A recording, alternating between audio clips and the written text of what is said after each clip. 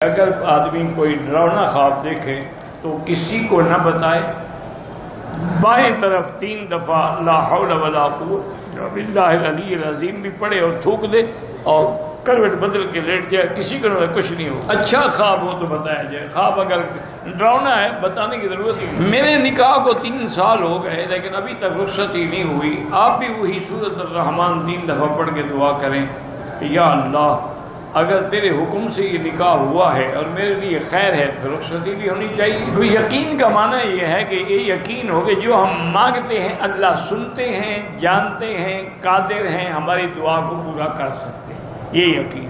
اگر شک ہو کہ پتہ نہیں سنا کہ نہیں، پتہ نہیں جانا کہ نہیں، تو پھر تو دعا قبول نہیں ہوتی۔ بھائی عشر کا معنی ہی 10واں حصہ ہے، عشر کتنا دینا ہوتا ہے یہ بھی پوچھنے کی بات ہے۔